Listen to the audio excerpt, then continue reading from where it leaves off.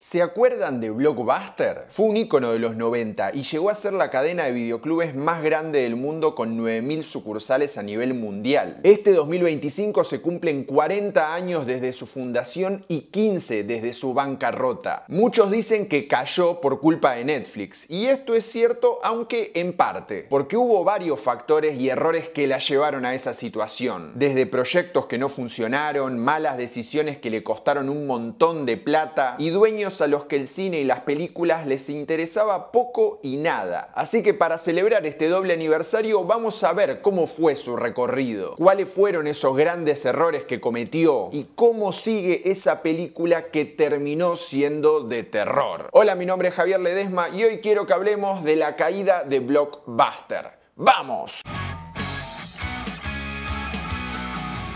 Primero quiero agradecerles a mis amigos de Tienda Vara Vara que me mandaron esta regia casaca para poder grabar este video. Si les gustan las remeras retro, ellos tienen un montón de opciones y además les conseguí un beneficio. Usando mi código Javi Ledesma en su sitio web tienen un 10% de descuento, así que aprovechen porque son de muy buena calidad, a mí me encantan. En fin, quiero saber qué recuerdo tienen ustedes de Blockbuster. Si tenías un videoclub seguro no le tenés mucho cariño a la marca, pero me acuerdo que para el resto de la gente, cuando llegaba una de esas franquicias a tu barrio, era como todo un acontecimiento. Yo cuando era chico tenía enfrente de la casa de mis viejos a un señor libanés que tenía un videoclub y estaba todo oscuro con películas viejas, y un día abrieron un Blockbuster en Balvin y Monroe y era todo lo contrario. Espacioso, luminoso, tenía estrenos, aparte tenía cartuchos de videojuego para alquilar, o sea, podías ir y estoquearte el Sega para la semana. En los 90 la marca era un fenómeno mundial. Abrían una nueva sucursal cada 17 horas y estaban presentes en casi todos los continentes. Tenían más de 5.000 locales en los Estados Unidos, casi 900 en el Reino Unido, estaban en Australia, Dinamarca, Italia, en Taiwán y en Latinoamérica con tiendas en México, Guatemala, Panamá, El Salvador, Colombia, Venezuela, Chile, Brasil y Argentina. Ir a un Blockbuster además era como un plan de fin de semana. Incluso para mí era divertido devolver las películas porque ibas a ese buzón y las dejabas desde afuera, no sé, a mí me parecía divertido. Sin embargo, este es uno de esos casos de empresas que no supieron adaptarse a tiempo o lo hicieron pero muy tarde. El crecimiento del streaming y del video on demand fue casi letal. En particular el avance de Netflix, que se transformó en un monstruo del entretenimiento que hoy vale más de 500.000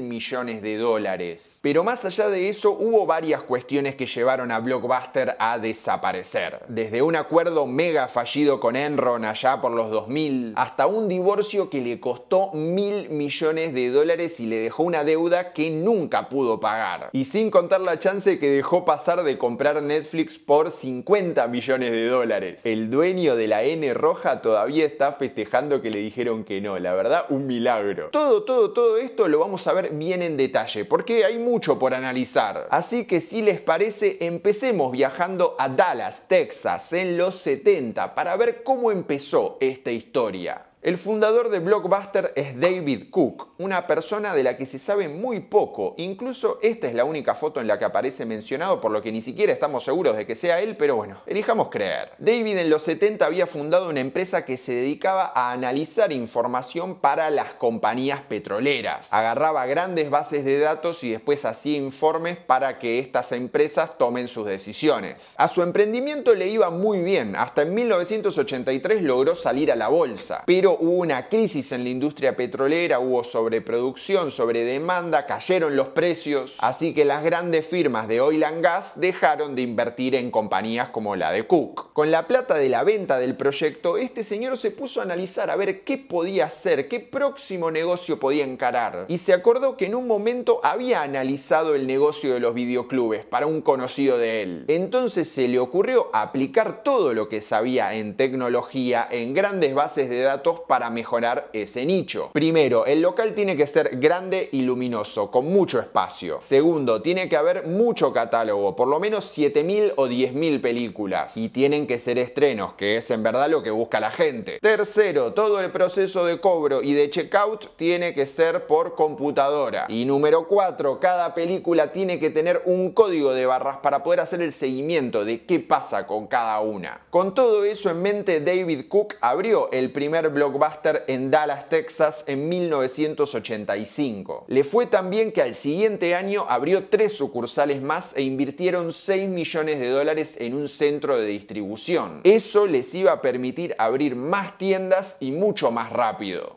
And this place is as big as it looks. This was a furniture store, I think, before it became Blockbuster Video. Para 1987 ya tenía 19 sucursales y el éxito de la compañía llegó a los oídos de Wayne Huizenga. Este señor era dueño de Waste Management, una de las empresas de recolección de basura más grandes del mundo. Acá en Argentina, por ejemplo, eran los socios de la familia Macri en Manliva. Y a Huizenga no le interesaba particularmente el negocio de las películas. Es más, ni siquiera tenía un reproductor de VHS en su casa. Pero sí había visto que Blockbuster era un nicho con buen margen de ganancia. ¿Era caro estoquearse? Sí. Sin embargo, vos podías seguir cobrando el alquiler una vez que ya cubriste el costo. We poured through a bunch of financials. They're all projections because they only had one store, so I looked at all the projections they had. If those numbers were only half right, it was a heck of a business. Así que Wayne Huizenga compró primero una parte de la compañía y para fin de año ya era el presidente por $18 millones. Un tiempo después Cook se fue y casi no volvió a hablar de Blockbuster. En una nota con CNN en 2003 dijo que era una historia vieja y que prefería la verdad interactuar con computadoras antes que hablar con periodistas. ¿Qué fue de su vida entonces? Bueno, después se metió en una empresa que creó el primer sistema para pagar peaje con tarjeta tipo Telepase y luego se mandó a una empresa de seguridad informática, si mal no recuerdo. Ahora no se sabe nada de él, en qué anda, si está vivo, si no. Pero en esa nota con CNN también dijo otra cosa interesante. No encontré a nadie que no piense que a Blockbuster le fue mucho mejor con Huizenga. Y esto es porque con el nuevo dueño la marca tuvo una gran explosión en muy poco tiempo. La estrategia del magnate basurero era sencilla, moverse rápido y aprovechar la oportunidad. No solo aceleró lo que era la expansión con nuevas franquicias en todo el país, sino que también lo que hizo fue comerse a la competencia. En los Estados Unidos la mayoría de los videoclubes eran pequeños locales familiares y Huizenga empezó a comprar todos los que encontraba. Así no necesitaba estudiar el mercado porque los dueños ya sabían qué funcionaba, qué no, qué se vendía. I've never seen 10,000 tapes in one store. There's so much kid stuff. And I can keep them for 3 evenings.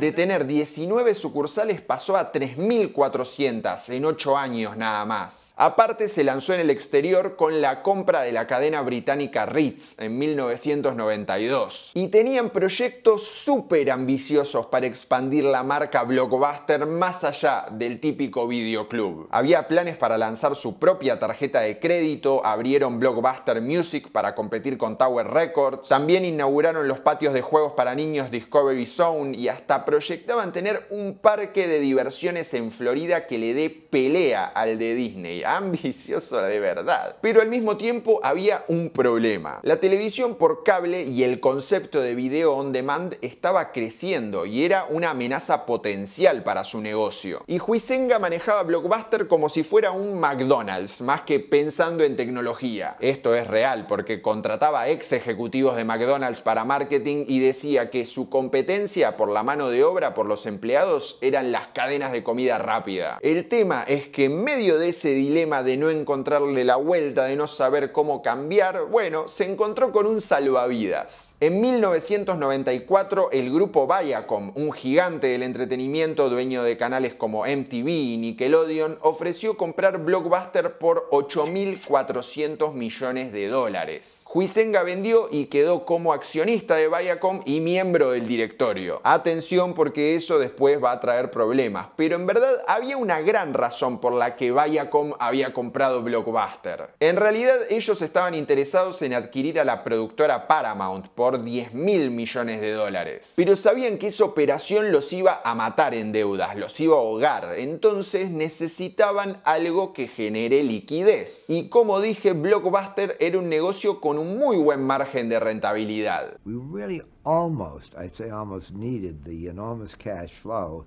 to service the debt. So strategically it made a lot of sense, and also we thought Blockbuster was a good business. Entonces la compra de Blockbuster era la llave para que 2 meses después se queden con Paramount, como querían. Ahora bien, Summer Redstone, que era el dueño de Viacom, dice que cuando entraron a Blockbuster el panorama no era nada bueno. Los proyectos como Blockbuster Music o Discovery Zone no funcionaban y lo único que hacían era sacar plata constantemente. Aparte eran un desastre, ofrecían comida en mal estado, vendían leche vencida. Todos esos planes los mataron, adiós. Pero el gran problema tenía que ver con la expansión de la cadena. Esa locura por abrir y abrir locales los había llevado a dejar de controlar cuestiones básicas, como por ejemplo, ¿hay suficiente tráfico de gente como para que sea rentable esta sucursal? Redstone dice en su libro, la gente de Huizenga había hecho todo por construir facturación, pero la facturación no es ganancia. La prioridad antes era cumplir una cuota de aperturas y así se había descontrolado todo. El CEO de Blockbuster era Steven Berard, que era un ejecutivo leal de Huizenga y poco después se fue de la empresa. En su lugar contrataron a Bill Fields, un tipo que había hecho carrera en Walmart, incluso se lo mencionaba como posible heredero al trono, pero en el 96 llegó para enderezar el rumbo de los videoclubes. Así arrancó la etapa llamada la Walmartización de Blockbuster. Bill Fields lo que hizo fue recortar costos, como los intermediarios entre los estudios y la empresa, así que pasó a comprarles las películas directamente a ellos. También transformó las sucursales de la marca en tiendas de variedades. No solo podías alquilar estrenos, sino que también comprar libros, remeras, tazas de películas o software para tu PC.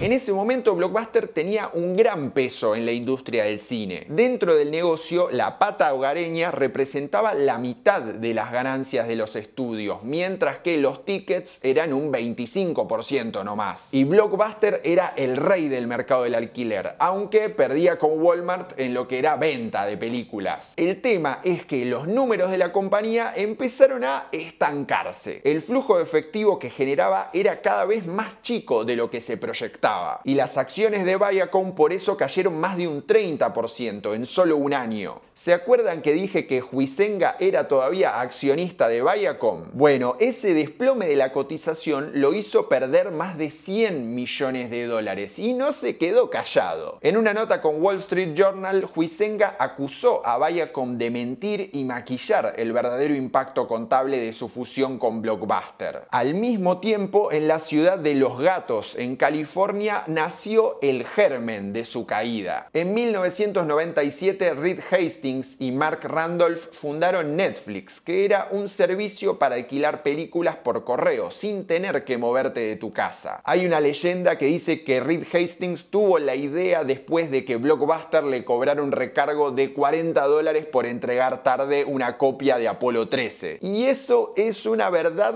pero a medias. Sí, pasó lo del recargo, pero para ese momento ellos ya tenían la idea. El resto, bueno, es un poco de marketing, storytelling que ayuda a contar la historia. Encima, el recargo por demora o late fee era una parte importante del negocio de Blockbuster. Esa penalidad que cobraban movía más de 800 millones de dólares por año y representaba un 15% de sus ingresos. Así que Netflix dijo, bueno, nada de recargos, podés quedarte la película cuanto a vos se te cante. Vemos que paso a paso se va armando esta tormenta. Como la dirección de Fields no funcionó, Blockbuster cambió el rumbo y contrató a John Antioco como CEO, que venía de la cadena de comida rápida Taco Bell. Mientras tanto, la empresa parecía que se iba encaminando, habría cada vez más sucursales en el mundo, aunque lo de la transformación digital online, bueno, bien, gracias. Para ganar liquidez en 1999, Viacom sacó un 18% de las acciones de Blockbuster a la bolsa y levantó 450 millones de dólares. El problema es que cuando salís a la bolsa tenés que abrir tus números y entonces todos saben si es que ganas plata, si es que perdés plata, y así fue que todos supieron que entre 2000 y 2010, que fue el año en que se presentó a bancarrota, Blockbuster generó pérdidas en 9 de esos 10 ejercicios. Pero bueno, volvamos a nuestra historia, nuestra línea temporal. Al mismo tiempo que sacaba a Blockbuster a la bolsa, Viacom se fusionó con CBS en un gigante, mega gigante de 35.000 millones de dólares. dólares. Entonces los videoclubes pasaron a ser poco interesantes, porque además ya tampoco generaban plata, que era el motivo por el que los habían comprado. Para dar vuelta a la tortilla, a principios de 2000, Blockbuster firmó un acuerdo con Enron para ofrecer dispositivos de video on demand en todos los hogares estadounidenses. Enron ponía la tecnología y Blockbuster las películas. Y ese mismo año sucedió la famosa reunión con Netflix. Ellos tenían un problema de liquidez, además venían de la burbuja.com y se les ocurrió ofrecerle a Blockbuster comprar Netflix por 50 millones de dólares. Mark Randolph, en su libro Eso nunca funcionará, cuenta que cuando le dijeron la oferta, Antíoco medio que se rió y al final obvio dijeron que no. De paso les recomiendo, si les interesa el mundo de los negocios, lean este libro, es muy interesante, hay mucho de más, pero es interesante. Igualmente, después de esa reunión, como que todo empezó a ir en picada para Blockbuster. El acuerdo con Enron se cayó cuando se descubrió un escándalo gigantesco que terminó con la quiebra de sus ahora ex socios. A eso se le sumó el cambio de VHS a DVD, que también le costó plata, aunque decían que eso iba a mejorar el margen de rentabilidad y además les iba a dar más espacios para almacenar más títulos. Y en 2002 se dio la salida de Netflix a la bolsa, que reveló algo que Blockbuster no esperaba, y es que Netflix era rentable. A la vez apareció un nuevo competidor porque nació Redbox, que empezó a poner kioscos tipo máquinas expendedoras de películas en cuanto comercio había en los Estados Unidos.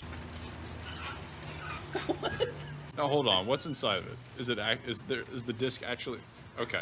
Así todo, Blockbuster alcanzó su pico máximo de expansión en 2004 con más de 9.000 sucursales en 22 países. No obstante, la empresa era una máquina de generar pérdidas, incluso pérdidas operativas, que quiere decir que el negocio no se sostiene por sí solo. Después de más de 10 años, Viacom dijo, bueno, muchachos, hasta acá llegué, la verdad me cansé. La excusa era queremos enfocarnos más en lo que es producción de contenido. El holding anunció que iba a separar a Blockbuster como una empresa independiente, aunque no iba a ser gratis. Porque Blockbuster tenía que pagar $5 de dividendo a todos los accionistas, incluido Viacom. Eso te daba un pago de $1.000 millones, una fortuna. Entonces la cadena pidió un préstamo de $1.400 millones para poder saldar todo, y esa deuda se terminó convirtiendo en una piedra para la compañía. Porque una vez separada dijo, bueno muchachos, se fueron los viejos amargos, ahora podemos hacer lo que siempre quisimos. Así fue que lanzaron Blockbuster Online para poder meterse en el mundo digital, y también eliminaron los late fees, o sea, los recargos, que era algo que los usuarios odiaban. The end of late fees.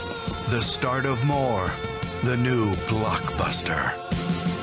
Toda esa movida les costó $400 millones entre inversión y facturación perdida. El problema es que estaban entrando tardísimo a ese negocio. Para ese año Netflix ya tenía más de 2 millones de suscriptores y el costo de adquirir cada cliente les iba a salir un montón. Además gastaron en otras cosas, como por ejemplo comprar la cadena de venta de videojuegos Rhino e intentar quedarse con su rival directo en videoclubes, que era Hollywood Video, aunque al final desistieron de esto último. Ese año 2004 fue el último en el que Blockbuster terminó con más aperturas que cierres. En 2005 anunció que tenía que renegociar su deuda para evitar caer en cesación de pagos. Le debía tanta plata a los estudios como MGM, Fox, que los tipos tomaron pólizas de seguro porque no confiaban en que les iban a pagar. Para 2006 Blockbuster había alcanzado los 2 millones de suscriptores en su negocio online, mientras que Netflix triplicaba esa cifra. Entonces se les ocurrió, bueno, vamos a lanzar un modelo mixto que se llama Blockbuster Total Access. Vos podías alquilar online y si devolvías el DVD en una sucursal física te podía llevar el alquiler de una película gratis. Hasta armaron toda una gran campaña de publicidad para promocionarlo con Jessica Simpson, ¿se acuerdan? La cantante, Newlyweds, Nick Lachey, bueno, no importa. Sin embargo, lo importante es que no se enganchó. En resumen, ¿qué problemas tenía Blockbuster? Ya hablamos del crecimiento surgimiento del streaming, de la televisión por cable, de la televisión satelital, del video on demand. Netflix le había ganado de mano en la pata online y Walmart le pasaba en trapo en venta. Al mismo tiempo perdía plata y tenía una deuda enorme por lo que había tenido que pagar para separarse de Viacom. Y otro punto no menor era la piratería.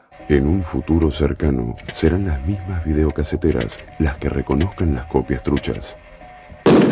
No solo había páginas donde podías ver estrenos de un loco que los había grabado directo escondido en el cine, sino que también en otros mercados había venta callejera de películas. A ver, ¿quién no habrá visto a alguien en la calle vendiendo las películas en esa bolsa de film? Acá en Argentina, por ejemplo, había un sitio web que se llamaba Ed Sullivan y sus esclavos camboyanos, que había armado hasta toda una red de delivery de cine trucho. En fin, ya nos vamos acercando a la etapa final, la gran caída. Entre 2005 y 2007, Blockbuster se redujo en más de 1.200 sucursales en todos los países. Empezó a vender negocios como la cadena de videojuegos Rino o a cerrar oficinas como la de Perú. A John Antioco lo reemplazó Jim Keys en 2007 y la compañía siguió recortando tamaño hasta la gran crisis de 2010. Primero avisó que si no generaba liquidez y no conseguía reestructurar su pasivo, iba a tener que solicitar el capítulo 11 de la ley de quiebras de los Estados Unidos. Acá hay algo importante para aclarar. Quizás alguna vez en una nota de negocios de afuera o de Estados Unidos vieron nombrar el capítulo 11, el Chapter 11. Este es un tipo de bancarrota que le permite a la empresa reorganizarse y seguir operando mientras trata de ver cómo pagar todo lo que debe. No necesariamente significa la liquidación de la compañía, que eso es el capítulo 7. A todo esto, las acciones de Blockbuster caían